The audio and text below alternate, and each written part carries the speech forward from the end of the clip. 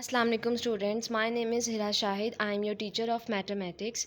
Now come to your lecture number 40, classwork.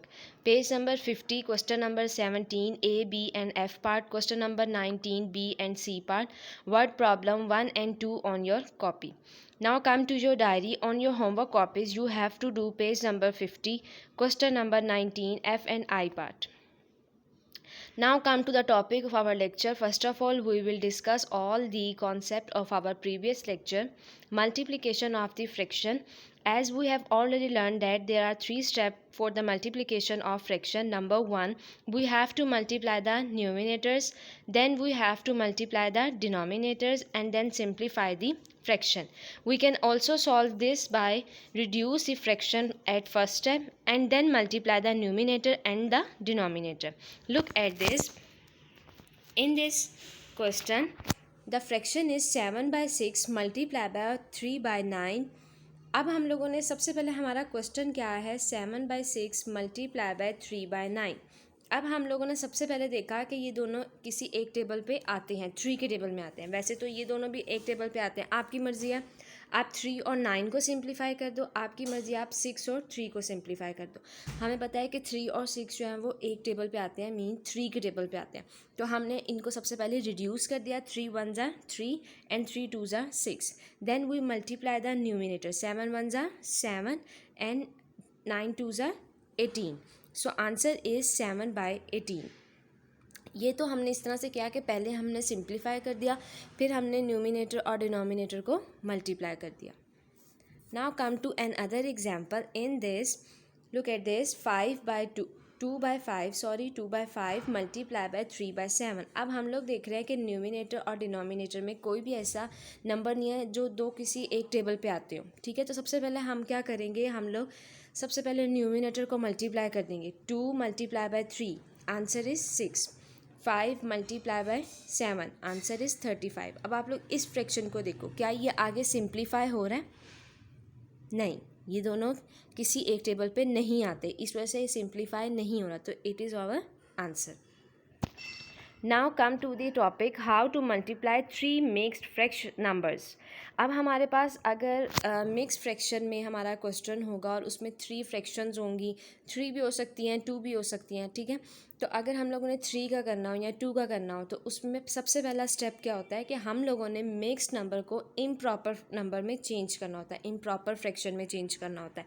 वो क्या होता है, लेट्स सपोज अगर इस तरह से लिखा हुआ है 3 1/2, ये क्या है, मिक्स्ड फ्रैक्शन। इसको हमने इम्प्रॉपर में चेंज करने के लिए क्या करते हैं, सबसे पहले हम इन दोनों को मल्टीप्लाई करेंगे, 3 2 ज़ा 6 + 1, तो आंसर क्या आ जाएगा, 7/2। तो सबसे पहला स्टेप क्या होगा, मिक्स नंबर को हमने इम्प्रॉपर फ्रैक्शन में चेंज करना है। उसके बाद अगर वो दोनों किसी एक जिस तरह नंबर हैं, कोई दो ऐसे नंबर्स हैं जो किसी एक टेबल पे आते हैं, तो हम अपने फ्रैक्शंस को रिड्यूस भी कर सकते हैं। और उसके बाद अगर कोई इस तरह से फ्रैक्शन है, लेट्स सपोज 3/7। अब ये दो कॉमन फ्रैक्शन नंबर्स हैं, तो अगर हमने cross out any common factor, ठीक है, तो अगर अब कोई एक जैसे नंबर हैं जो किसी एक टेबल में आते हैं, तो हम लोग उनको रिड्यूस कर सकते हैं। Multiply the numerators together and the denominators together and then reduce your answer. इसमें भी 3 से 4 स्टेप है, it is also very easy. Now come to this example, look at this, 1 whole number 1/2, 2 whole number multiply by 2 whole number 1/4 multiply by 1 whole number 1/8। सबसे पहला हमारा step क्या होगा, हमने इस मिक्स्ड नंबर को इम्प्रॉपर फ्रैक्शन में चेंज करना है। 2 1 ज़ा 2 + 1, 3/2 मल्टीप्लाई बाय 4 2 ज़ा 8 + 1, 9/4 मल्टीप्लाई बाय 8 1 ज़ा 8 + 1, 9/8। क्लियर। अब आप देखो क्रॉस में या फिर इस तरह ऊपर नीचे कोई भी ऐसा नंबर नहीं है जो आपस में मतलब जो किसी एक टेबल में आता हो, तो हम लोग सबसे पहले क्या करेंगे, हम लोग सबसे पहले इन दो फ्रैक्शंस को मल्टीप्लाई कर देंगे, आंसर आ जाएगा 27/8। और फिर अब हमारे पास आगे क्या रह गया, 9/8। ठीक है, अब हम लोग क्या करेंगे, okay, when we multiply 27 by 9, the answer is 243। हमारा आंसर क्या होगा, 243, और 8 8 ज़ा 64, तो हमारे पास आंसर क्या आ जाएगा, 243 डिवाइडेड बाय 64। ठीक है, अब आप लोगों ने देखना है कि ये दोनों किसी एक नंबर पे तो नहीं डिवाइड होते, तो हम लोग इसका आंसर किस में देंगे, मिक्स्ड नंबर में हम लोग इसका आंसर कैसे देंगे। आप लोगों ने सिंपली क्या करना है, 243 को आप लोगों ने 64 पे मल्टीप्लाई कर देना है। और जैसे कि हमें पता है कि 64 3 क्या होता है, 192। क्या होता है, 192। तो आंसर क्या आ जाएगा, जो हमारे पास रिमाइंडर बच जाएगा वो क्या आ जाएगा, 51। तो अब हम लोग इसका आंसर कैसे दे सकते हैं, लुक एट दिस। अब हम इसका आंसर इस तरह से दे सकते हैं कि जो हमारा क्वेश्चन होगा वो यहाँ पर एज होल नंबर आ जाएगा, 64 एज इट इज़ आ जाएगा, और जो रिमाइंडर है वो ऊपर आ जाएगा।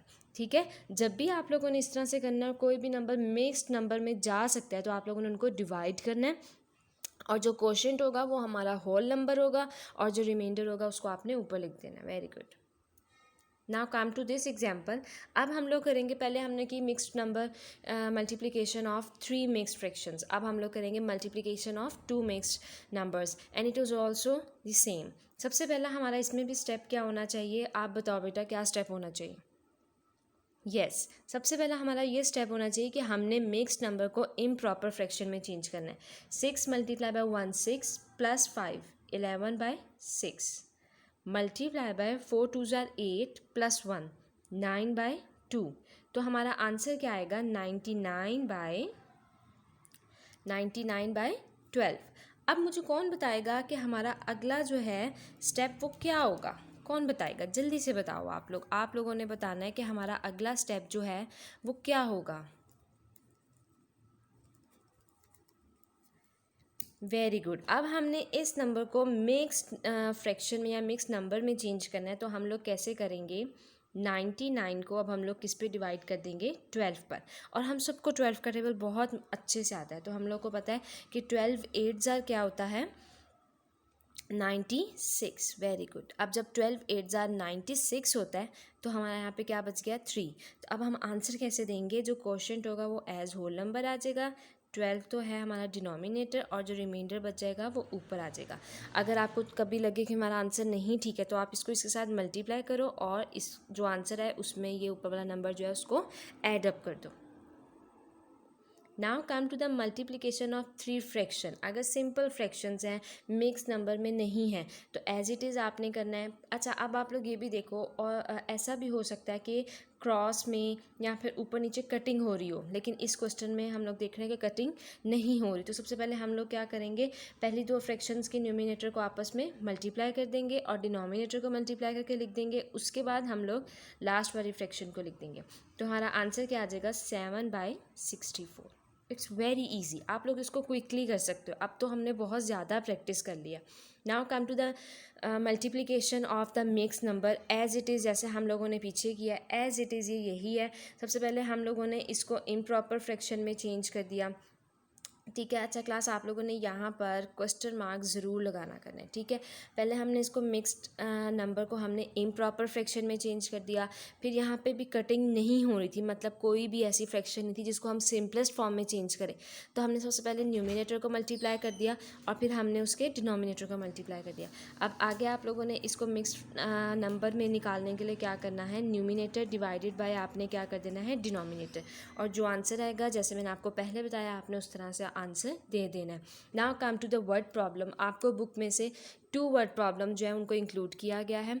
ठीक है, आप लोग जैसे ही वो पढ़ोगे बहुत ईजी है, आप लोगों ने खुद से स्टेटमेंट्स बनानी है, और आप लोगों को पता चल जाएगा कि यहाँ पे हमने एडिशन करना है, सब्ट्रैक्शन करना है, या फिर डिवीजन करनी है, या फिर मल्टीप्लिकेशन करनी है। Now look at this word problem. Marvin has 3/4 yard of material. ठीक है, उसके पास कितना मटीरियल है, 3/4 of the yard of the material. He uses 1/4 to cover a chair. उसने उसमें से कितना यूज़ किया है, 1/4 उसने यूज़ किया है ताकि वो अपनी चेयर को कवर कर सके। How much yard is he left with. अच्छा, उसके पास कितने यार्ड जो है वो बाकी बच गए। ठीक है, मार्विन है, उसने 3/4 यार्ड जो है उस मटेरियल को उसके पास है पहले से। उसके पास कौन सा मटेरियल, कितना मटेरियल है, 3/4। ठीक है, यार्ड्स। उसके बाद उसने चेयर को कवर करने के लिए कितना यार्ड यूज़ किया, 1/4। तो अब पूछा जा रहा है कि उसके पास कितना बच गया। तो हम लोग कैसे बताएंगे, किसी भी चीज़ को बचने के लिए हम लोग कैसे बताएंगे। लेफ़्ट के लिए हम लोग क्या चीज़ यूज़ करते हैं, आपके जहन में क्या आता है लेफ़्ट से? हम लोग हमेशा प्रैक्टिस करते हैं। लेफ़्ट से हमारे जहन में आता है बाकी बच जाना। जो बाकी बच जाना वो हम कैसे निकालते हैं? टोटल में से जो यूज़ हुआ होता है उसको हम लोग क्या कर देते हैं? Subtract. Now look at this, उसके पास टोटल कितना था? 3/4, उसमें से उसने 1/4 यूज़ किया, तो आंसर क्या आ गया? 2/4। ठीक है, अब हमने इसको सिंप्लीफाई कर दिया 1/2, ये हमारा क्या आ गया? आंसर।